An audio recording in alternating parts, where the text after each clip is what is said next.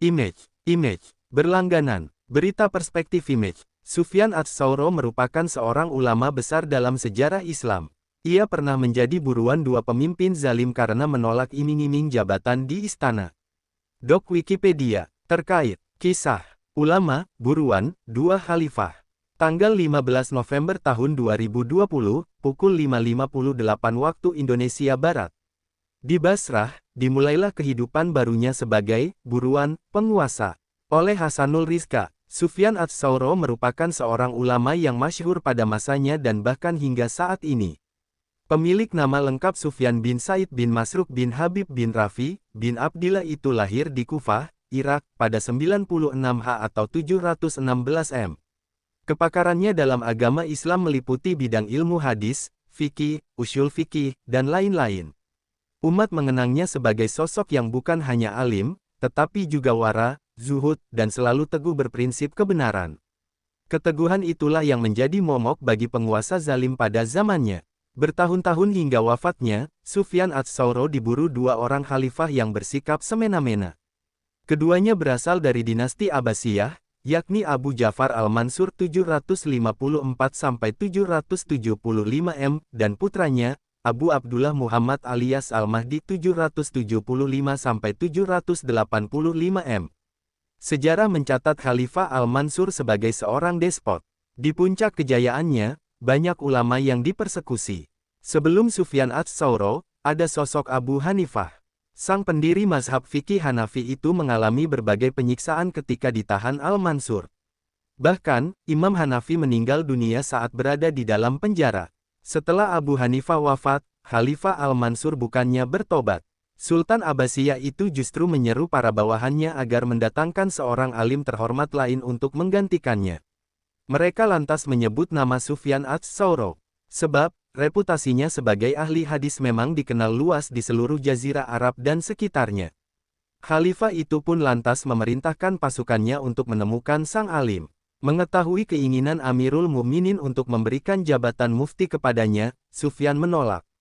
Berkali-kali utusan Khalifah datang menemuinya, ia bersikukuh tidak mau menerima tawaran tersebut.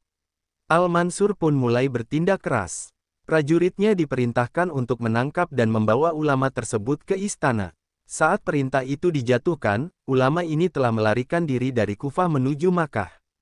Dalam perjalanan, ia mendapati selebaran kerajaan yang berisi sayembara, barang siapa bisa menangkap atau menghadirkan Sufyan ats-Tsauri, maka negara akan menghadiahkan uang sebesar 10.000 dirham. Ternyata, kabar kepergiannya ke Makkah pun sudah tersiar luas. Ia pun terpaksa berangkat ke Basrah. Tak ada siapapun kaum kerabat yang menerimanya di sana. Dimulailah kehidupan barunya sebagai buronan penguasa. Di Basrah, Sufyan ats-Tsauri menyamar sebagai pencari kerja. Seorang pemilik kebun merekrutnya sebagai pemetik kurma. Salah seorang pakar hadis dalam sejarah peradaban Islam itu harus merasakan getirnya hidup sebagai buruh upahan hanya untuk menghindar dari kejaran khalifah. Image. Berlangganan. Berita perspektif Image. Sufyan ats-Tsauri merupakan seorang ulama besar dalam sejarah Islam. Ia pernah menjadi buruan dua pemimpin zalim karena menolak iming-iming jabatan di istana. Dok Wikipedia. Terkait kisah ulama, buruan, dua khalifah. Tanggal 15 November tahun 2020, pukul 5.58 waktu Indonesia Barat. Di Basrah, dimulailah kehidupan barunya sebagai buruan penguasa. Oleh Hasanul Rizka, Sufyan ats-Tsauri merupakan seorang ulama yang masyhur pada masanya dan bahkan hingga saat ini. Pemilik nama lengkap Sufyan bin Said bin Masruq bin Habib bin Rafi bin Abdillah itu lahir di Kufah, Irak, pada 96 H atau 716 M. Kepakarannya dalam agama Islam meliputi bidang ilmu hadis, fikih, usyul fikih, dan lain-lain. Umat mengenangnya sebagai sosok yang bukan hanya alim, tetapi juga wara, zuhud, dan selalu teguh berprinsip kebenaran. Keteguhan itulah yang menjadi momok bagi penguasa zalim pada zamannya. Bertahun-tahun hingga wafatnya, Sufyan ats-Tsauri diburu dua orang khalifah yang bersikap semena-mena.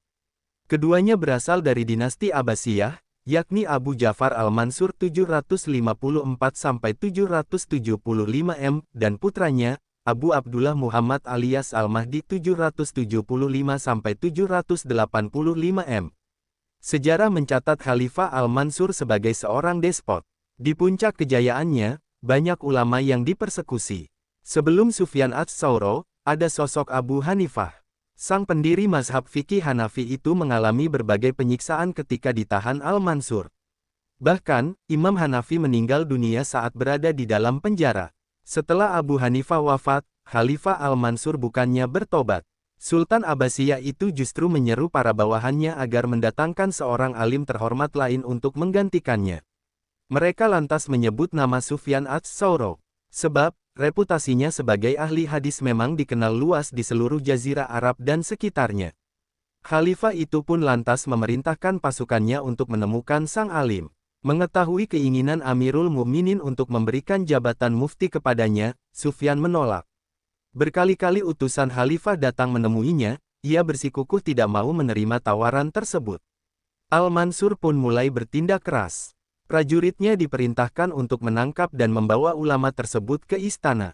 Saat perintah itu dijatuhkan, ulama ini telah melarikan diri dari Kufah menuju Makkah. Dalam perjalanan, ia mendapati selebaran kerajaan yang berisi sayembara, barang siapa bisa menangkap atau menghadirkan Sufyan ats-Tsauri, maka negara akan menghadiahkan uang sebesar 10.000 dirham. Ternyata, kabar kepergiannya ke Makkah pun sudah tersiar luas. Ia pun terpaksa berangkat ke Basrah. Tak ada siapapun kaum kerabat yang menerimanya di sana. Dimulailah kehidupan barunya sebagai buronan penguasa. Di Basrah, Sufyan ats-Tsauri menyamar sebagai pencari kerja. Seorang pemilik kebun merekrutnya sebagai pemetik kurma. Salah seorang pakar hadis dalam sejarah peradaban Islam itu harus merasakan getirnya hidup sebagai buruh upahan hanya untuk menghindar dari kejaran khalifah. Sufyan ats-Tsauri harus merasakan getirnya hidup sebagai buruh upahan hanya untuk menghindar dari kejaran khalifah. Bulan berganti bulan, masyarakat setempat akhirnya mengenali identitas aslinya. Alih-alih menuruti sayembara penguasa, mereka justru menaruh respek dan simpati mendalam untuk sang alim.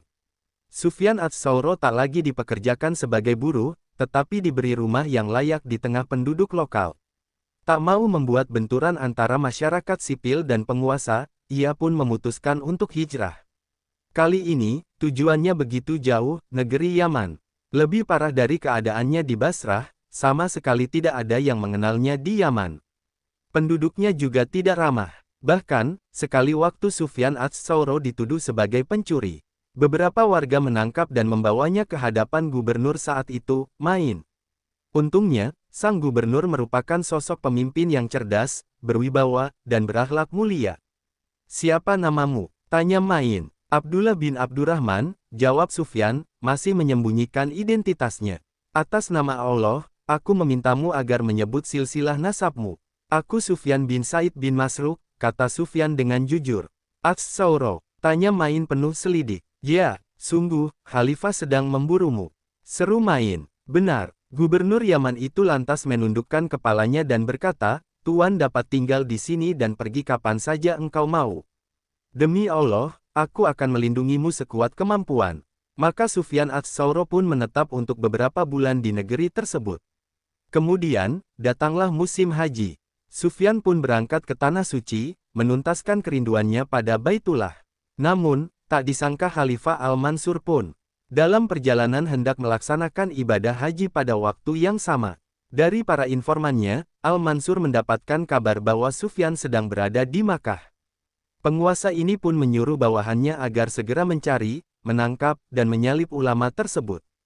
Perburuan pun dimulai lagi. Murid-murid Sufyan ats-Tsauri mengabarkan hal itu kepadanya. Di dekat Ka'bah, Sufyan pun memanjatkan doa yang disertai sumpah. Munajat itu ternyata diijabah Allah SWT.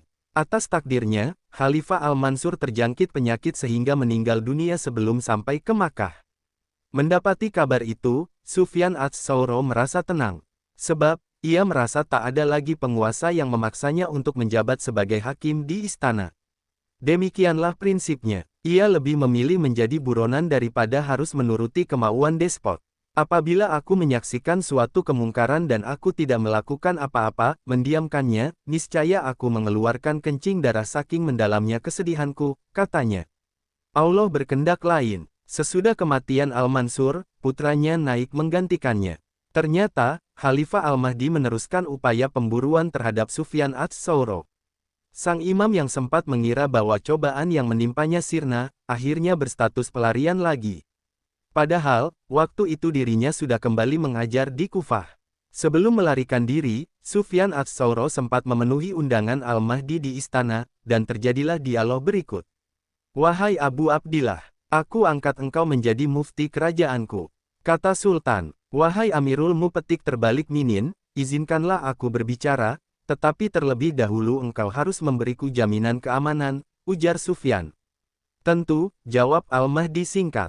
"Janganlah mengirim utusan kepadaku sebelum aku sendiri yang menemui engkau. Dan janganlah memberiku sesuatu sebelum aku memintanya." Mendengar itu, muka Al-Mahdi memerah karena menahan amarah. Nyaris saja tangannya memukul sang alim, tetapi juru tulisnya mengingatkan, "Bukankah engkau telah memberi jaminan keamanan untuknya?" Dengan kesal, Al-Mahdi kembali ke singgasananya. Tanpa persetujuan Sufyan ats-Tsauri, khalifah tersebut lantas menetapkan ulama itu sebagai mufti negara. Salinan surat penetapan itu diserahkan kepada Sufyan. Dalam perjalanan pulang, Sufyan mencampakkan surat yang diterimanya dari sang sultan itu ke Sungai Tigris. Murid-muridnya memintanya untuk tidak melakukan hal tersebut, tetapi ats-Tsauri menilai saran mereka tidak berasal dari pemikiran mendalam. Wallahu a'lam bishawab.